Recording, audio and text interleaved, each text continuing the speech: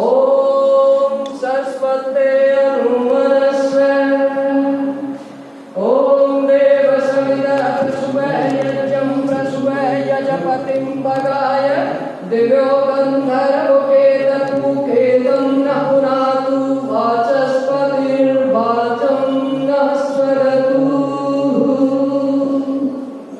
नजदीक है वो सामग्री जो नजदीक आप हैं आ जाओ। ओम वाङ्मयास्य अस्तु ओम नसोर मे प्राणे अस्तु ओम अक्ष्णोर मे चक्षुरे अस्तु ओम कर्णयोर मे श्रोत्रम् अस्तु ओम बाहुर मे वरम् अस्तु ओम उर्वोर मे ओजो अस्तु ओम अरिष्टानि मे अंगानि तनुस्तनवा मे सन्तु। ईश्वर मेरी ये जो वाणी है ना, इसके ऊपर तू विराजमान, हम मंत्र में कहते हैं वांग में आश्रय अस्तु, मेरी वाणी पर बैठो ना प्रभु। और जिसकी जिह्वा पर भगवान बैठा हो तो क्या वो कभी असत्य बोलेगा, झूठ बोलेगा, किसी की चुगली करेगा, कोई गलत बात बोलेगा नहीं। वांग में आश्रय अस्तु, इसलिए रोजाना आदरणीय प्राचार्य जी जैसे जो यज्ञ के अंदर ही पैदा हुए हैं और यज्ञ जी का हर बार त्योहार जन्मदिन और कुछ नहीं होता। जब पिताश्री ने दादा ने एक इनको नया चराग दिया, यज्ञ के अलावा कर्म कांड से परे थे तो यज्ञ से बड़े कोई धर्म और कर्म नहीं है। तो हमने अपने सारे अंगों के लिए कहा कि मेरी ये जिह्वा है ना, इस पर आप विराजमान दीर्घाग नसोर में प्राण तू, मेरी नासिकाओं में ईश्वर तुम प्राण बन के समा जाओ। अक्ष्णोर में चक्षुरस्तु, मेरी जो अक्षी संस्कृत में कहते हैं आज मेरी आंखों में प्रभु आप रोशनी के रूप में मैं जिसको भी देखूं ना मुझे तू ही तू नजर आए। हम किसी से क्रोध करेंगे, किसी से बैर करेंगे, मुझे तो आप सब में ईश्वर नजर आता है। ये रूप अलग अलग हो गए। अब मिट्टी कितनी सी है, उससे घड़ा बना लो, उससे जावली बना लो, उससे छोटी कुल्ली बना लो, उससे चाहिए पानी की सुराही बना लो, हम सबकी मिट्टी एक ही है, रूप थोड़े थोड़े बदले। मेरे आंखों में पूरा संसार सम हो जाए तभी तो संक्रांति आती है। कर्णयोर में श्रोत्रमस्तु, हे भगवान कुछ ऐसा हो कि मैं हमेशा ही श्रोत्र वेद की ऋचाओं को सुनो, मुझे ऐसी संगत, ऐसा परिवार, ऐसे आगे पीछे वाले लोग। अरे हम रिश्ता देखते हैं आजकल, एक चीज देखते हैं पैसा कितना है, दौलत कितनी है, क्या उनका रुतबा है, क्या नाम है, ये चंद क्षण की खुशी है। आप ये देखना उस घर में संस्कार कितने हैं जिसमें हमें जाना है, संस्कारों को पहचान लेना। बेटा काला पूरा कोई फर्क नहीं पड़ता है, कुछ देर की बात होती है। जब जाओगे संस्कार होंगे ना तो अपने जीवन को सार्थक कर पाओगे। कर्णयोर में श्रोत्रमस्तु, ऐसी संगत मुझे मिल जाए कि मैं सदा वेद की ऋचाओं को सुनूं और अपने आप को और आगे मेरे संसार में आने का जो उद्देश्य है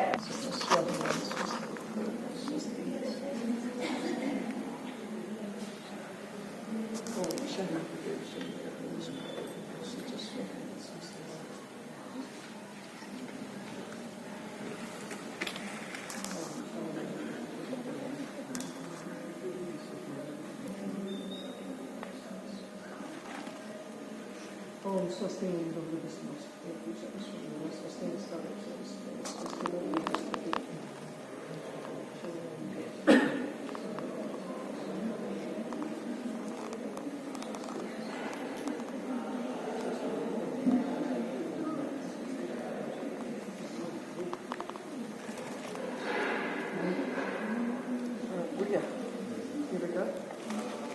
पहले तो अपने पूरे सर हैं, मैडम है, इनको थोड़ा पानी डाल इसमें। सबसे पहले प्राचार्य जीओं को करो, मेरे से दूर रहोगे, ये सूंडी से करोगे, अंगूठे से थोड़ा ऊपर कर दोगे, चावल, ठीक है। अब देखो तिलक कर रहे हैं वहां के बीच में, कान में समझो, पहले प्राचार्य जीओं करते हैं और माथे पे लगाते हैं ये चावल। ये चावल का कारण क्या है? चावल को संस्कृत में क्या कहते हैं? अक्षर। शत जो टूट जाए, अक्षर जो कदापि ना टूटे, उसको चावल कहते हैं। उसका अक्षर नाम है। माथे पे क्यों रखा जाता है? ये जिम्मेवारी दी जाती है, जो जिम्मेवारी लेने के काबिल होता है उसी के माथे पे तिलक किया जाता है। अक्षर तुम्हारे ऊपर, जैसे आज हम विद्यालय में बैठे हैं तो जो तिलक लगवा रहे हैं उनकी इस विद्यालय को पुष्ट बलिष्ठ करने की जिम्मेवारी है। अब जिम्मेवारी से चूकना मत।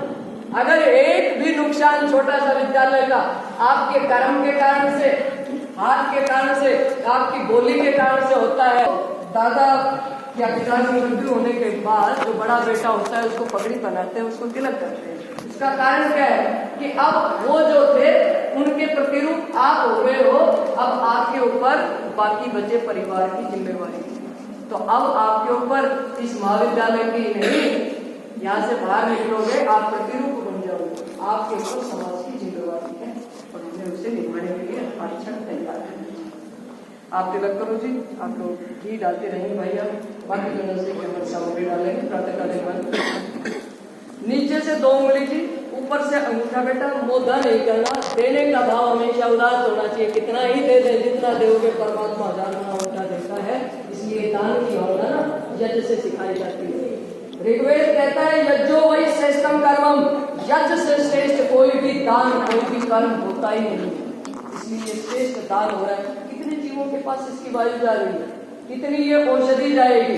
किस वृक्ष के जिसके फल ना लगते हो, वो पशु जिसको कोई भी बीमारी है या प्रजनन की समस्या आजकल पशुओं में बहुत ज्यादा है, घर में यज्ञ करने लगते हो और मेरा अनुभव एक नहीं हजारों अनुभव सफल होते हैं। तो ये औषधि है, 200 साल पहले इस औषधि से ही इलाज हुआ करते थे। अब आगे गोली कैप्सूल कितने दिन और चलेंगे पता नहीं, बाकी अस्तित्व तो कुछ भी नहीं है। कुछ देर के लिए सारी चिकित्साएं अच्छी हैं, आयुर्वेद भी अच्छी है, एलोपैथ भी। कई बार अचानक कोई चीज हो जाए तो एलोपैथ की आवश्यकता पड़ती है, उसका उतना ही प्रयोग करें। लेकिन लंबे समय तक आपको ठीक रहना है तो प्रकृति के नजदीक रहें, प्रकृति आपको सदा स्वस्थ रखेगी। आइए पानी दियो। ओम सूर्य ज्योति ज्योतिर्सूर्य स्वाहा,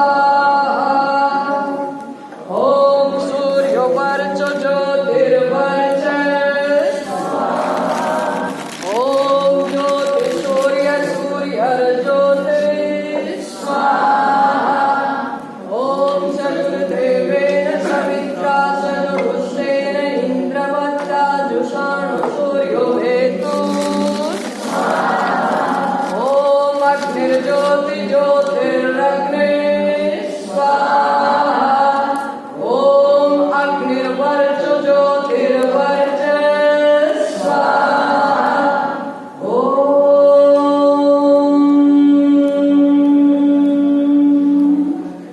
स्वाहा, ओम चतुर्देवेन सवित्रा सनुरात्र्यो इंद्रवत्ता जुषाणो अग्निर्वेतु स्वाहा, ओम भूरग्नये प्रणये स्वाहा, इदं अग्नये प्रणये नमः, ओम भुवः वायव्यपानाय स्वाहा,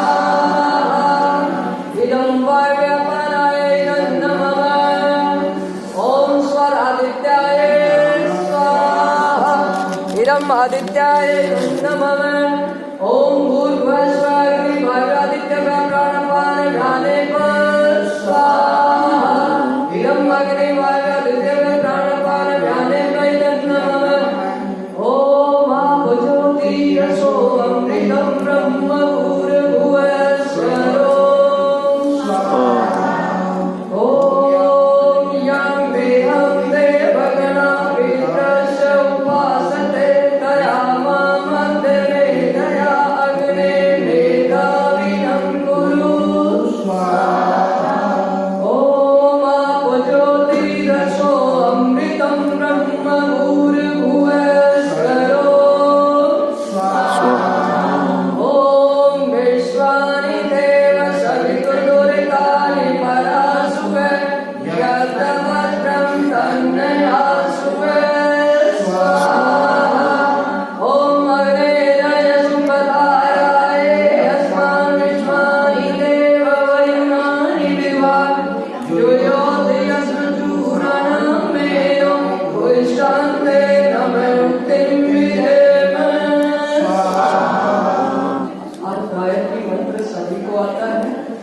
और सभी बोलेंगे। इसको कहा गया है महामंत्र, जो चारों वेदों कर रहा है तू, तुझसे ही